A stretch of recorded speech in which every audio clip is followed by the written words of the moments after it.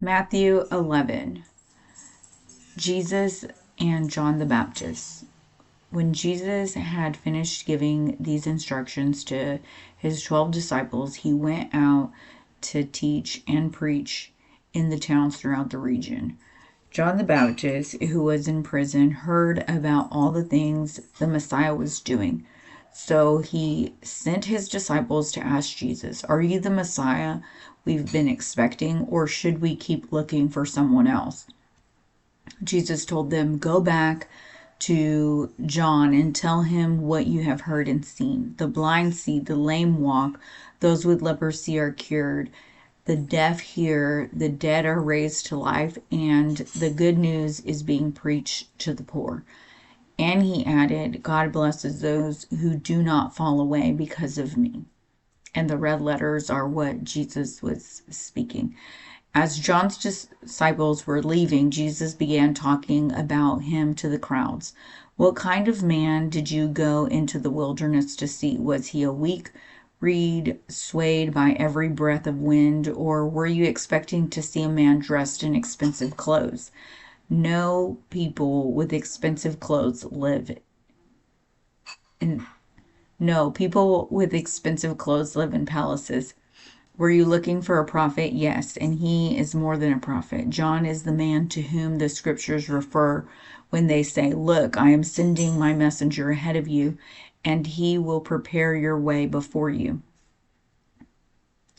I tell you the truth, of all who have ever lived, none is greater than John the Baptist, yet even the least person in the kingdom of heaven is greater than he is."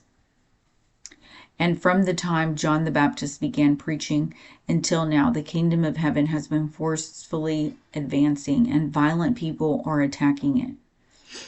For before John came, all the prophets and the laws of Moses looked forward to this present time. And if you are willing to accept what I say, he is Elijah, the one the prophets said would come.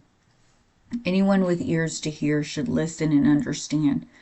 To what can I compare this generation? It is like children playing a game in the public square. They complain to their friends, "We played wedding songs and didn't dance, so we played funeral songs and you didn't mourn. For John didn't spend his time eating and drinking, and you say he's possessed by a demon. The Son of Man, on the other hand, feasts and drinks, and you say he's a glutton and a drunkard, and a friend of tax collectors and other sinners. But wisdom is shown to be right by its results." Judgment for the unbelievers. Then Jesus began to denounce the towns where he had done so many of his miracles because they hadn't repented of their sins and turned to God. "What sorrow awaits you, Chorazin and Bethsaida, for if the miracles I did in you had been done in wicked Tyre and Sidon, their people would have repented of their sins long ago, clothing themselves in burlap and throwing ashes on their heads to show their remorse.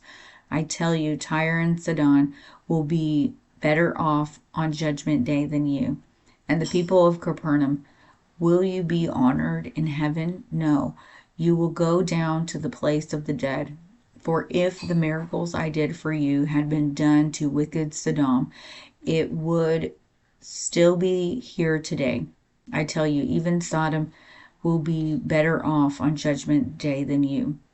Jesus' prayer of thanksgiving. At that time, Jesus prayed this prayer: "O Father, Lord of heaven and earth, thank you for hiding these things from those who think themselves wise and clever, and for revealing them to the childlike. Yes, Father, it pleased you to do it this way. My Father has entrusted everyone to me. No one truly knows the Son except the Father, and no one truly knows the Father except the Son, and those to whom the Son chooses to reveal him." Then Jesus said, "Come to me, all of you who are weary and carry heavy burdens, and I will give you rest. Take my yoke upon you. Let me teach you, because I am humble and gentle at heart, and you will find rest for your souls. For my yoke is easier to bear, and the burden I give to you is light.